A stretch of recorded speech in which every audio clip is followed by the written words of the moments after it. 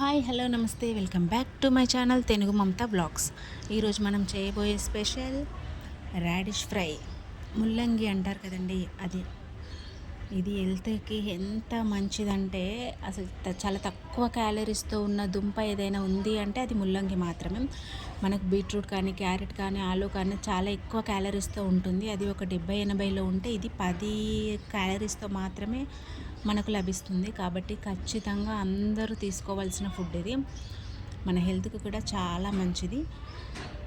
ఇది మనం ఫ్రై చేసుకుంటేనే బాగుంటుందండి. మనము వాటర్లో కర్రీలాగా చేసుకోకూడదు. ఫ్రై అయితేనే మనకి టమాటా వేసి ఫ్రై చేసుకుంటే చాలా బాగుంటుంది. దీని ప్రాసెస్ ఏంటో ఇప్పుడు మనం చూద్దాం. ముందుగా స్టవ్ పైన ప్యాన్ పెట్టి దాంట్లో ఆయిల్ వేసి అది కొద్దిగా హీట్ అయ్యాక జీలకర్ర ఆవాలు వేసుకోవాలి.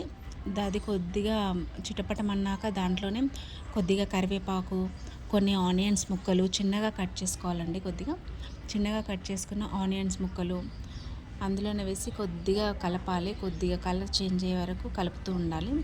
కలిపిన తర్వాత దాంట్లోనే ఒక 2 పచ్చిమిరపకాయలు పొడవుగా కట్ చేసుకోవాలి.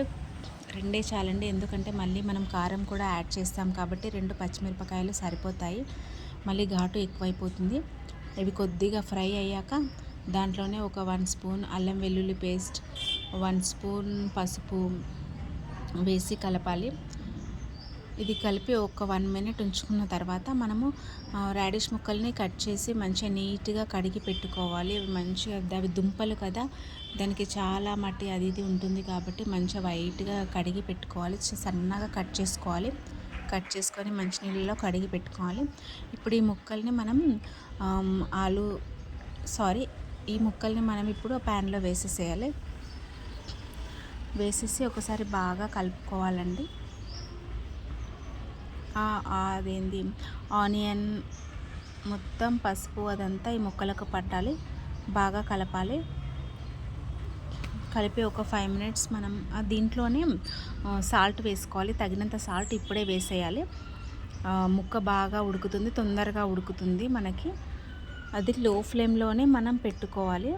హై ఫ్లేమ్లో పెట్టుకుంటే అడుగంటి మనకు ముక్క ఉడకదు. అది టేస్ట్ అనేది అస్సలు బాగోదు. ఒక 2 మినిట్స్ మూత పెట్టుకొని ఉంచిన తర్వాత దాన్ని తీసి మళ్ళీ ఒకసారి కలుపుకోవాలి. ఆల్మోస్ట్ ఇది ఇప్పటికే సగం ఉడికింది. దీంట్లోనే ఇప్పుడు మనము దీనికి టమాటా కూడా యాడ్ చేయాలండి. చిన్నగా కట్ చేసుకున్న కొన్ని టమాటా ముక్కలు. మనకు టమాటా వేయకుంటే అది పొడి పొడిగా అవుతుంది. మనము రైస్లో కూడా దీన్ని తీసుకోవాలి అనుకుంటే టమాటా ముక్కలు యాడ్ చేసుకోవాలి. ఇది రోటీలోకి, రైస్లోకి చాలా బాగుంటుంది. ఓన్లీ రోటీలోకే తీసుకోవాలంటే మనం టమాటా అవాయిడ్ చేయొచ్చు కూడా. రైస్లో కూడా తీసుకోవాలి అనుకుంటే టమాటా యాడ్ చేయండి, టేస్ట్ కూడా బాగుంటుంది. ఈ టమాటా యాడ్ చేసి ఒక్క 2 మినిట్స్ మనము మూత పెట్టేసుకోవాలి. 2 మినిట్స్ తర్వాత తీసేయాలి. దానిలో చూడండి కొంచెం ఆవిరితో మొత్తం ఉడికిపోయింది అది టమాటా. ఇది ఒకసారి కలుపుకోవాలి. మనం అడుగు అంటకుండా చూసుకోవాలండి. టమాటా వేసాం కాబట్టి ఆల్మోస్ట్ అడుగంటదు. మనము లో ఫ్లేమ్లో మాత్రమే దీన్ని ఉడికించుకోవాలి. దీంట్లోనే ఒక 1.5 స్పూన్ కారం వేసుకోవాలి. ఇంకా నేను సాల్ట్ వేయట్లే, ఎందుకంటే తగినంత సాల్ట్ నేను స్టార్టింగ్లోనే వేసేసా రాడిష్ వేసాక. కాబట్టి ఇప్పుడు ఓన్లీ కారం వేసుకొని కలుపుకోవాలి. ఇది కలుపుకొని ఒక 2 మినిట్స్ మూత పెట్టేసుకోవాలి. ఒక 2-3 మినిట్స్ సరిపోతుందండి, మరి ఎక్కువగా అవసరం లేదు. 2 మినిట్స్ తర్వాత మనకు ఆయిల్ చూడండి ఎలా వచ్చిందో. దీంట్లోనే ఇప్పుడు కొద్దిగా కొత్తిమీర, ఒక 1 స్పూన్ ధనియాల పౌడర్ వేయాలి. ధనియాల పౌడర్ వేస్తే దాని ఫ్లేవర్ అనేది చాలా బాగుంటుంది. ధనియా పౌడర్ వేసి ఒక్కసారి కలిపేసి ఇంకొక 2 మినిట్స్ మనం మూత పెట్టేసుకోవాలి.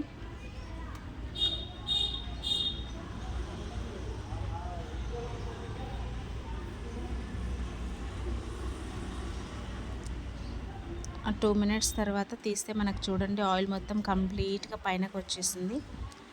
అంతే అండి, ఇక రాడిష్ ఫ్రై మనకు హెల్త్కి ఎంతో మంచిదైన రాడిష్ ఫ్రై రెడీ అయిపోయింది. మీరు కూడా ఖచ్చితంగా ట్రై చేయండి. ఒకసారి చూడండి పీస్ కూడా ఎంత బాగా ఉడికిందో. చాలా సాఫ్ట్గా ఉంటుందండి పీస్. ఇది చాలా టేస్ట్గా కూడా ఉంటుంది. మీరు ఖచ్చితంగా ట్రై చేయాల్సిన డిష్, హెల్త్కి చాలా మంచిది. ఇది ఈ ప్రాసెస్లో చేసుకోండి, చాలా బాగుంటుంది. ఓకే. లైక్ చేయండి, షేర్ చేయండి, కామెంట్ చేయండి. లాస్ట్లో మాత్రం సబ్స్క్రైబ్ చేసుకోవడం మర్చిపోవద్దు.